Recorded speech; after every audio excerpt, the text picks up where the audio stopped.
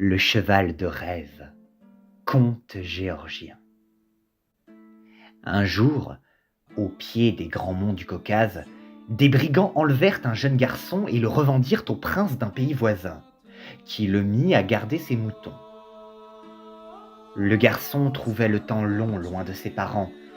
Il savait qu'ils étaient pauvres et qu'il ne pourrait jamais trouver l'argent pour le racheter. Un jour, en ramenant une bête qui s'était égarée du troupeau, le jeune berger aperçut un crâne de cheval mort. Il le contempla longuement et ses yeux se remplirent de larmes. Un serviteur du prince qui passait par là le vit et lui demanda pourquoi il pleurait. Ce n'est pas le crâne d'un cheval ordinaire. J'ai appris de mon père et de mon grand-père l'art de reconnaître les chevaux de rêve qu'on appelle les alypes, et sur lesquels on peut galoper jour et nuit. Ils ne se fatiguent et ne se blessent jamais.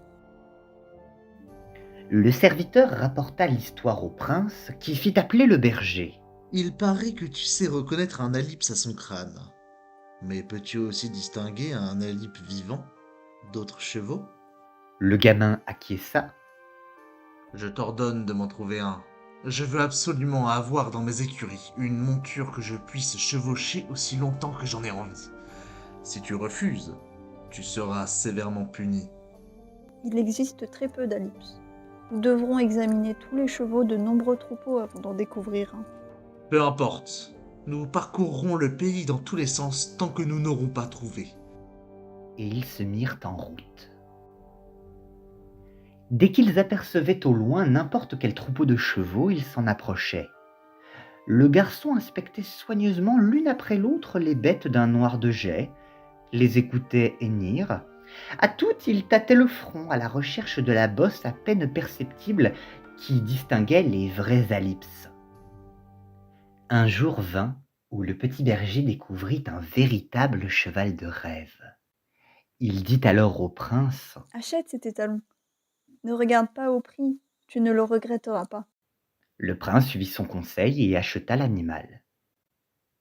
Quelques semaines plus tard, le garçon aperçut une jument noire qui hennissait comme un alypse, mais dont le front avait une bosse trop grosse pour être celle d'un alypse.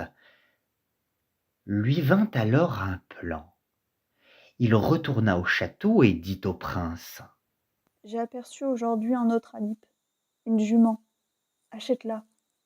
Avec l'étalon et la jument, tu pourras bientôt avoir toute une écurie de chevaux de rêve. » À ces mots, le prince fut ravi, mais intérieurement il se disait : Ce garçon est vraiment extraordinaire.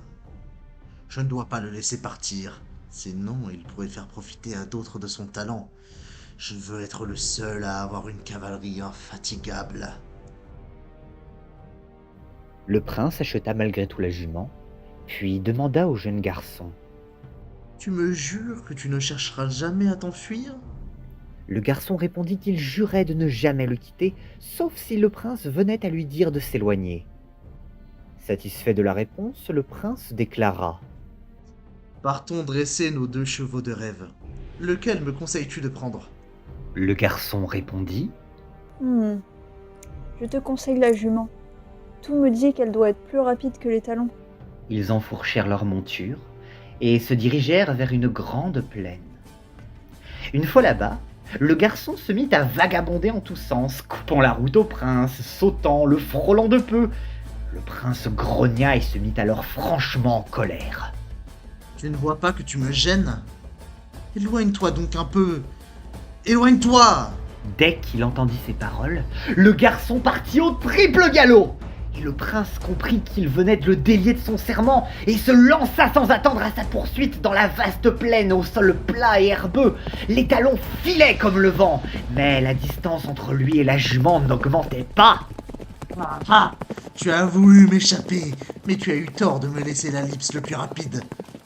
Je ne tarderai pas à te rattraper. Mais le garçon, lui, il s'amusait bien de la situation. Tu fais ton fier, prince, mais tu ne tarderas pas à déchanter. À la plaine succéda une colline pentue.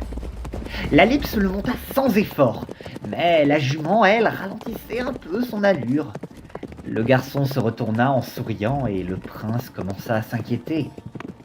Une fois franchi le sommet, le cheval de rêve dévala vers le lit desséché d'un torrent dont le fond était semé de cailloux pointus.